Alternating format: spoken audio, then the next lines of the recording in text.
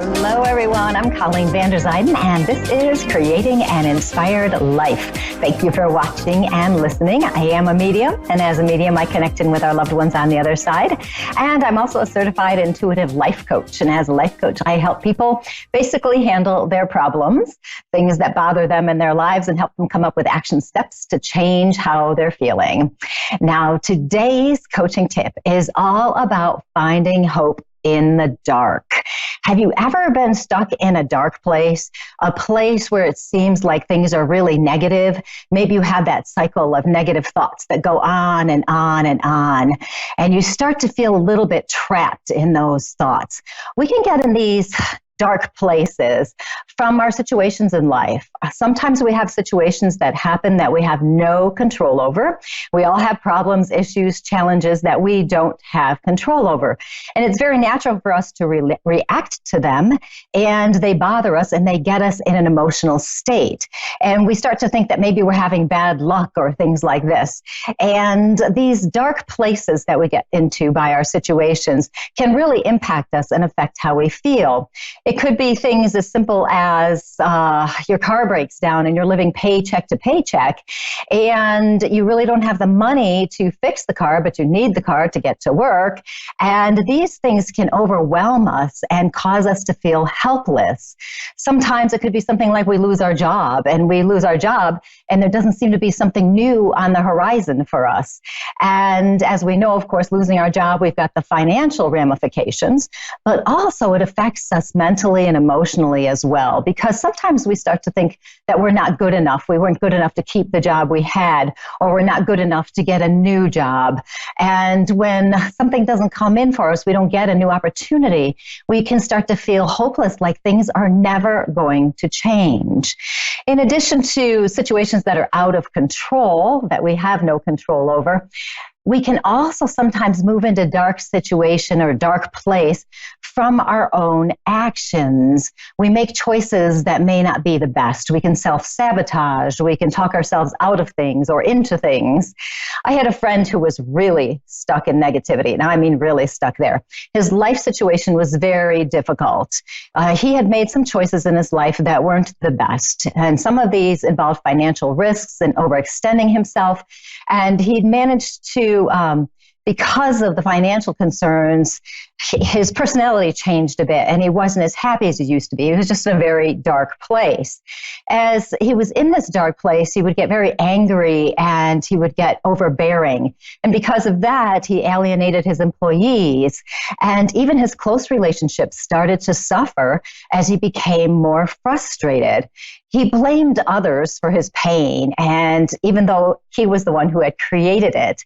And because he was in such a dark place, he did self-medicate with alcohol. And so many people who are in a dark place, from whatever situations, whether external situations or things we cause ourselves, lots of times we will self-medicate in some way, whether it's alcohol, addiction to drugs, food, or other things that we can do. Sometimes we can also move into a dark place for no reason at all. We just all of a sudden get in a dark place and we feel helpless and hopeless. Our thoughts go in those negative cycles and we can't get out of it. We wonder what's wrong with us. Why can't we fix this? Why do we feel so badly? Nothing is maybe wrong in your life, but yet you feel badly about things. And we don't know how to get out of it. We don't know how to get out of this bad place that we've somehow gotten ourselves into. So how do we find the hope and move out of the dark? And what we have to do is reclaim our power. We have to get the power back that we have naturally, the power we have that we can change our lives. No matter what our circumstances are, no matter what difficult, challenging situations we have going on in our lives, whether something out of our control, in our control, or we just feel like we're in that dark place, we can change how we feel. A simple process to do this is to deal with it on a holistic level, body, mind, and spirit, okay? Body, mind, and spirit. We can't make a true change unless we involve all of these aspects. What we want to do is shift your energy. We all have energy about our bodies, and we want to shift the energy. And if we can focus on each one of those things with a simple little step, we can make a drastic change, get our power back, and get some hope in when we're feeling like we're stuck in the dark. So for the body, movement is essential. I know the last thing you want to do when you're not feeling well, or you're depressed, you're sad, you're worried, whatever it is to get out there and do something physical. When we're in a dark place, usually what we want to do is sit on the couch and eat junk food. At least that's what I want to do. And I assume many people do. But scientific studies do prove over and over again that doing something physical does improve the symptoms of depression, anxiety, and stress. Obviously, another thing to look at is the food you're eating, but I want to make this a simple step. So I want to just focus on some movement. Just something, whatever it is. I know I always feel better emotionally when I do something physical, whether it's taking a walk or gardening, going up and down the stairs, even fixing something around my house is physical to me because I'm getting out there doing it. Just the other day, I was trimming the hedges and I felt so much better after. It's kind of like I processed some of the emotions I was feeling and some of the stress. It can be hard for us to get going doing movement, but I tell myself if I just start and do it for just a few minutes, that's all I need to do. So I'm kind of tricking myself because once we get started, then it's easier to keep going. And we can do just 10 minutes, just a little bit of physical activity. So that's one thing to look at, the body and some movement. The next thing is the mind. What we want to do is retrain your brain to look for the positives. My favorite way to do this is to count my blessings. Gratitude is the perfect way to move out of a dark place. Just list what you're grateful for. Look for the simple things. Do you have a place to live? Do you have a car? Can you walk? Do you like your hair? Do you like to look outside at the birds? Do you like to listen to the wind? Whatever it is, mention every single thing that comes to your mind. Nothing is too small to list. And I think sometimes the smaller things are more important to look at. Looking at birds, people would say that's not a big deal, but to me it is. I like looking at birds and it makes me happy. I always tell my coaching clients to write their gratitude list down and keep adding to it. The reason I want them to write it down is because it's some kind of proof and they can refer back to it on the days when it's a little bit harder to find their blessings. It also helps you train your brain to look for the good in your life. It'll break that habit of when your brain goes crazy on its own and mindlessly leads you to the dark place. You're actually reclaiming your power when you consciously choose to look for the good, the blessings in your life. And it gets you reconnected to hope. So we have the body, the mind, and then the final one is the spirit. Spirit to me means connecting to your inner self, your higher self, and a higher power. We live in a very busy time because we all have technology, we all have things to do. We tend to get very, very busy. We're all busy doing things, and sometimes we forget to sit and be still. We may not pay attention to our inner selves because we're so concerned about living. In our lives, we have to make money, we have to go to work, we have to do this, we have to do that. We have so many busy chores we have to do that sometimes we forget to go about the fun parts, the relaxing parts, and have the fun in our lives. So to reconnect to your inner self and that higher power, the simplest way to do it is to just be still and breathe. Focus on your breath. This can be hard for a lot of people because when we sit still and be still, focusing on the breath, our mind will go crazy and the thoughts start happening. So to not focus on the thoughts, instead focus on your breaths. Just count your breaths. Over and over again, just 1, 2, and just keep focusing on your breath. And only do it for a few minutes. You'll be amazed at what 2 or 3 minutes of sitting still and focusing on your breaths will do. So if you're struggling and you can't find some hope in the dark, try this process. 3 things: body, mind, and spirit. And if you can remember those things, you'll remember the things I've talked about. Body, a little movement. Mind, look for your blessings, count them. And spirit, be still for just a few minutes and notice your breath. Literally, these steps, if you do them regularly, it will take you at most 15 minutes a day. You don't have to do them all at once. You can spread it out, of course. But if you do this, you'll be reclaiming your power, just taking this little action, reclaiming your power, and then you won't be feeling powerless, helpless, and hopeless. You'll be moving back into hope. You have that power to move out of the dark. So try these steps, and I think you will be surprised at how much better you feel. Just a few minutes a day, and you can make a change. And that is my coaching tip of the day. You can connect with me at psychicmediumcolleen.com, as well as on Facebook, Colleen Vanderzyden, medium and intuitive life coach.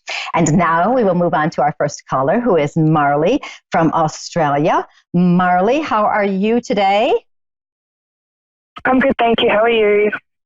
I'm doing quite well. How can I help you today?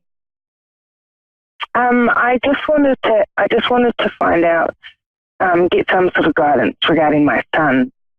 I've got a few issues with him and his father mainly, and I'm concerned for his well-being. So I'm really just wanting to know, is my son happy? Is he going to be okay? Is he eventually going to come live with me? Okay, and how old is your son right now? He's 11. Okay, I was feeling 12, so that's pretty good. So yeah, it's interesting. It's very interesting touching into this.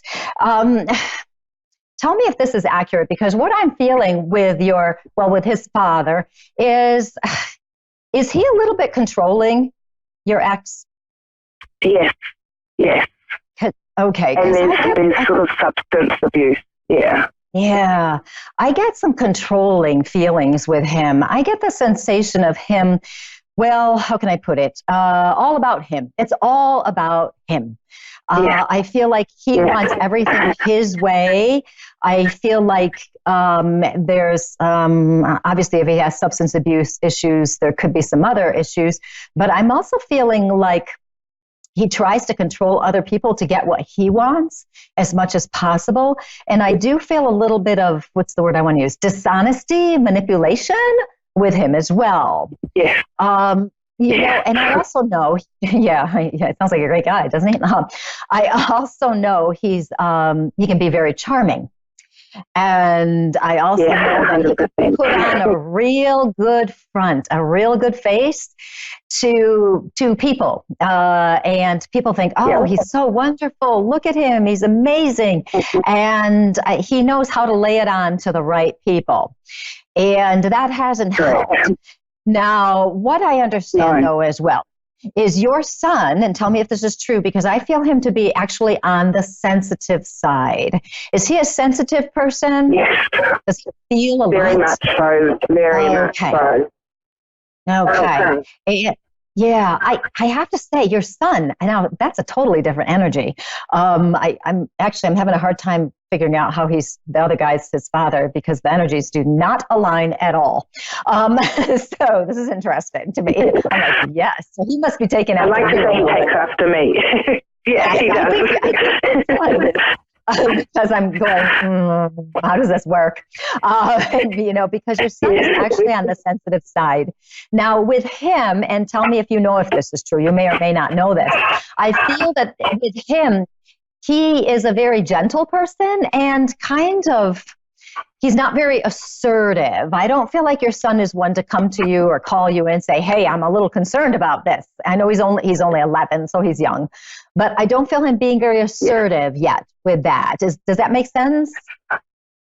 That makes 100%. That is completely accurate. I sort of have to... I try to pry information out of him, but not prying, so to speak, but just asking questions. And he's very, very sort of cagey with his answers. Yeah. He doesn't want to sell his dad out, so to speak. Yes, and that is true. He doesn't. And he also doesn't want... Well, it's a tough position he's in, because he's kind of in the middle of you guys. So he doesn't want to make either one of you feel bad or anything like that.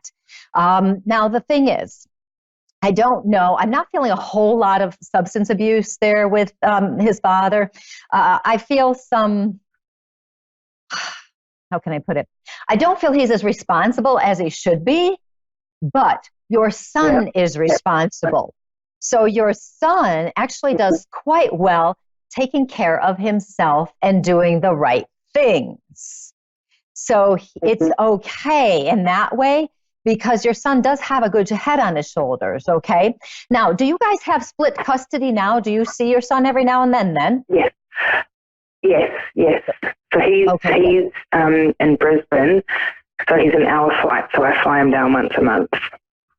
Okay. Yeah, I wouldn't mind a little bit more connection there, and you probably wouldn't either.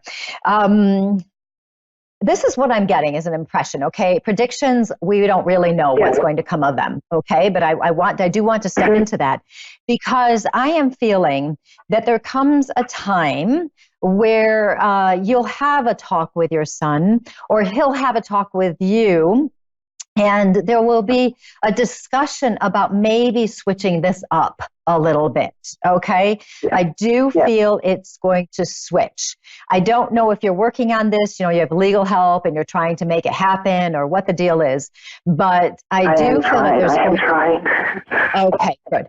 I do feel there's going to be a discussion with this. And part of it, to me, is it feels like we're trying to make it more equitable. He's been there for a little bit of time, so now it's time to be with me for a little bit of time. That kind of thing. Until he gets older, even, where he can make more of a shift. Does your ex work very hard? Does he work a lot or something? Because he doesn't seem to be as home as much as I want him to be. He's actually not working at the moment due to an injury with work. So, so obviously I've had concerns about the environment that our son's in, but the relationship's not there anymore for me to be able to discuss them openly with his dad without him getting nasty and manipulative and trying to control my access to our son. So I have to be really mindful. Whilst I know that my son's in a bad environment, I have to be mindful of that to be able to maintain that contact with my son. Otherwise, that gets cut off. Yes, definitely. And, I do feel you taking the high road. So that's good. So taking the high road. And there is something about wanting to make this more equitable because it's kind of like, okay, he's been there for this long, now it's my turn kind of thing. So I do feel that's that's something to pursue, look at, somehow work on. Okay, that's what's happening? Okay, good. I'm trying to push that cause, Okay. And I think it is important because for some reason, I that 12 keeps coming back to me. I want to talk about him being 12. So there's something about getting him, because it's almost as though he needs your guidance a little bit more. Not because there's anything wrong or anything like that. It's just that he needs your guidance a little bit more. It's a pivotal age for him for whatever reason. So keep following that because I have to say I am feeling him coming back and spending more time with you. So there may very well be something that occurs that kind of helps this along a little bit. Okay. Are there one more thing before I let you go? Is there any? Is anybody checking in with his father and your son? Does anybody check in with him legally or anything like this? I do have friends up there I do get to check in on him. They're the ones who have said to me, I need to get him out of there. But obviously, I've tried the legal way and I'm still undergoing that path. And I'm not... whilst I'm willing to protect my son, I have to be very mindful that if I do the wrong thing or if I push too hard, then that access will be cut off and I've got a bigger fight on my hands. So, at the end of the day, I'm not worried about his father. I'm worried about him. And, yes, definitely. And he's my main concern. And I'm not... If his dad wants to go off and do his own, that's fine. I'm happy to take our son. And that was the plan, and the plan changed. So I'm just trying to sort of figure out. I know my son needs me. I know that. I can tell that every time I spend time with him. His dad and I take a different approach to parenting. And I'm not saying that his dad's way is the bad way. I'm just saying that my son is a lot like me. Yes. And he knows he can talk to me about anything without any judgment. I just provide, and I might not agree with what he wants to do, but I support and love him. Yes. And that's important. So keep following the path you're doing with the lawyer and the legal way of doing it. Keep following that, and keep kind of going back to the agreement that you were supposed to have, where it was going to switch, because it is time. So Marley, I have to let you go so I can get to my next caller, but I do want to reiterate again, I do feel that he's going to be coming back. Okay. So just keep doing it, doing what you got to do. You're welcome, Marley, and good luck to you. Thank you, Colleen. Have a lovely day. You too. Bye-bye. And that was Marley from Australia. And now we're going to go to Crystal from New Jersey. Crystal, how are you today? I'm good. How are you? I'm doing very well. How can I help you? I signed up for a free reading. So okay, and whatever you feel drawn to tell me would be great. Say that again? I said whatever you feel drawn to tell me would be great. Okay. Yeah, because sometimes people have something specific they do want to talk about. And since we do have limited time, I do want to make sure we get to those things. Do you happen to have on the other side, a spirit on the other side, a young man who would have passed on the earlier side? How early? I can't really tell. All I know is it's early. So I don't know if I'm talking about teens or 20s. He feels young to me, but there's a young man stepping in, and he feels early passing to me. And it feels like it's a tragic passing. It feels like it's a surprise. It feels like people around him are shocked, but there are some people who are not shocked, which makes me wonder what's going on with that. But do you know somebody like that? Yeah. Okay. And who would he be to you? Cousin. Okay. And would you understand that he did something himself that helps cause him to cross over on the other side? Did he take some of his actions and cause him to cross over? Because the reason I ask you this is that he's, okay, the reason I ask you is he's coming in with such a feeling of wanting to apologize and wanting to let people know that he was stupid. And he is saying that stupid. He's also saying some other things. Do you happen to know if he really liked colorful language? Yeah, that's what you want to call it. Yeah. Yes. If we were in person, I might say some of those things, but not here. I cannot say some of these things he says, because when he said stupid, he actually said some other things, and I had to translate that. So you read into that as you like. Let's just know that he has some interesting language. The thing with him, I must tell you, though, is he is a lot of fun. He is somebody who you can always count on to have a good time with. He says he does some stupid blank things and all the time. And sometimes he can be a little bit reckless. Well, sometimes I'm thinking more than that. Would you understand? This is a story and you may have to ask somebody. Would you understand him doing something really reckless in a car? Something like hanging out the window, like really hanging out the window when it's driving, or standing on a car when it's driving, something like this? Yeah. He's crazy. Yeah, I know. He's showing me these things, and it's in a way, it's like he thinks he's immortal and he can do whatever he wants to do.